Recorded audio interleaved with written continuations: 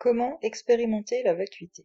Le bouddhisme nous aide à sortir du samsara, le cycle des existences, grâce à la connaissance de la vraie nature de notre esprit. C'est à notre mort que nous pourrons nous éveiller totalement et ne plus renaître, en appliquant les méthodes adaptées dans le bardeau de la luminosité. Mais nous pouvons déjà sortir de la souffrance de notre vivant, en expérimentant la vacuité et en comprenant profondément que la souffrance n'est qu'une illusion. Quand on commence dans le bouddhisme, on commence par apprendre des concepts par l'intermédiaire d'un maître ou d'un livre, puis on réfléchit sur ces concepts. On examine s'ils nous paraissent justes ou non. Mais cette réflexion superficielle ne suffit pas, car notre esprit a plusieurs niveaux de conscience. Si on ne fait que réfléchir aux concepts d'impermanence, d'interdépendance et de vacuité, on sera en mesure de comprendre de quoi il s'agit, mais on ne sera pas en mesure de s'éveiller, car ce qu'on appelle en Occident notre inconscient, et dans le bouddhisme notre conscience subtile, ne sera pas sur la même longueur d'onde que notre esprit grossier, conscient. On peut donc extrêmement bien manier les concepts bouddhistes dans un débat par exemple, mais ne pas réellement connaître la vraie nature de notre esprit, qui est de la nature de la vacuité. C'est comme si on essayait d'apprendre l'odeur d'une fleur à travers des livres. C'est impossible. Il y a certaines connaissances qui ne s'acquièrent que par l'expérience. Vous pouvez connaître la recette d'un gâteau par cœur, mais si vous n'avez jamais fait le gâteau, le jour où vous essayerez de le faire, il y aura probablement un problème. La réalisation profonde de la vacuité est de cet ordre-là.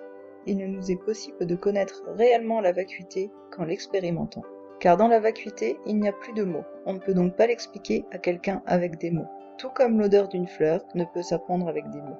Alors quand on commence dans le dharma, il est normal de d'abord réfléchir aux concepts pour les comprendre. C'est le premier niveau de compréhension. Si on comprend déjà la notion de vacuité d'un point de vue intellectuel, et qu'on comprend pourquoi on dit que tout est de la nature de la vacuité, pareil à une illusion, on a atteint le premier niveau de compréhension de la vacuité. Mais il nous faut ensuite passer au second niveau de compréhension de la vacuité, qui est l'expérience réelle de la vacuité. Et pour réussir à expérimenter la vacuité, le bouddhisme nous enseigne des moyens adaptés. Tout d'abord, il nous faudra méditer encore et encore sur l'impermanence, l'interdépendance et la vacuité de tous les phénomènes. Pas seulement une méditation superficielle, mais il nous faudra méditer jusqu'à réussir à voir chaque phénomène dans sa nature réelle, et pas seulement quand on médite, mais tout au long de la journée. Il faut qu'on s'entraîne à voir, dans notre vie de tous les jours, chaque chose, chaque émotion, chaque sensation, chaque parole, chaque pensée, et tout ce qui nous apparaît comme étant de la nature de la vacuité.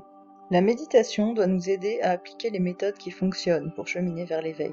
Mais ces méthodes sont à mettre en pratique tout au long de la journée et même la nuit, car notre esprit fonctionne par conditionnement. Et si nous méditons 1 heure par semaine, il ne sera pas conditionné à voir tous les phénomènes comme étant de la nature de la vacuité. Il sera conditionné à voir les phénomènes comme ayant une nature autonome et permanente 99% du temps, et 1 heure par semaine, nous pourrons voir leur vraie nature. Autant dire que ça n'a pas beaucoup d'intérêt de comprendre la vacuité de notre ego et de tous les phénomènes qui nous entourent si nous ne mettons pas en pratique cette compréhension constamment dans notre vie de tous les jours. Dans le yoga du rêve, un des 6 yogas exposés par Naropa, il nous est dit que lorsque nous sommes capables de voir chaque phénomène comme étant de la nature de la vacuité, nous devons rester aussi conscients quand nous dormons que la journée. Qui de nous peut dire qu'il en est capable? Et pourtant, c'est une nécessité pour réaliser le plein éveil, car le passage de l'état de veille à celui de sommeil est un bardeau, une transition, tout comme le passage de la méditation à la non-méditation et le passage entre la vie et la mort sont des bardeaux, car un bardeau, c'est une transition.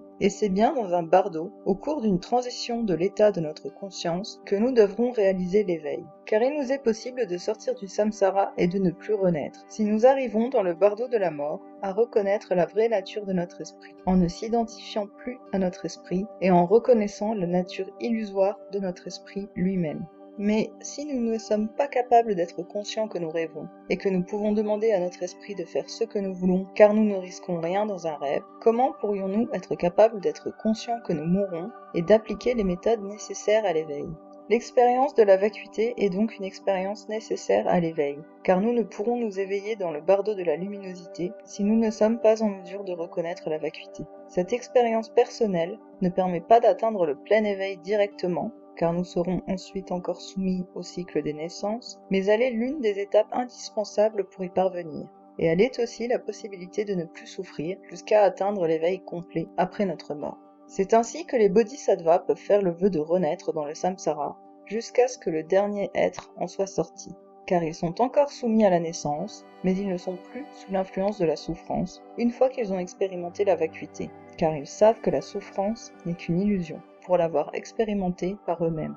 Pour atteindre l'éveil, il nous faut donc, dans un premier temps, apprendre et comprendre les concepts d'impermanence, d'interdépendance et de vacuité de manière intellectuelle. Ensuite, il nous faut méditer sur ces concepts jusqu'à ce qu'on soit capable de voir tous les phénomènes comme étant des illusions. Cet exercice permet d'expérimenter la vacuité à force de s'y entraîner, car on aura conditionné notre esprit à ne plus s'identifier à l'ego et à ne plus voir les phénomènes comme ayant une existence autonome et permanente. Nous devons donc méditer sur l'impermanence, l'interdépendance, la vacuité de l'ego et de tous les phénomènes. Puis, nous devons nous entraîner à voir tout ce qui nous entoure de la même nature qu'une illusion, même quand on n'est pas en train de méditer. Mon corps, mon ego, mon esprit, mes pensées sont de la nature de la vacuité. Les sons sont de la nature de la vacuité. Il faut s'y entraîner constamment. On peut par exemple imaginer que chaque son qu'on entend est un mantra. On peut imaginer que notre corps est le corps d'un Bouddha. Ces pratiques nous mèneront à l'expérience réelle de ce qu'est la vacuité, à force de pratique, car il n'y aura plus de différence entre quand nous méditons et quand nous ne méditons pas.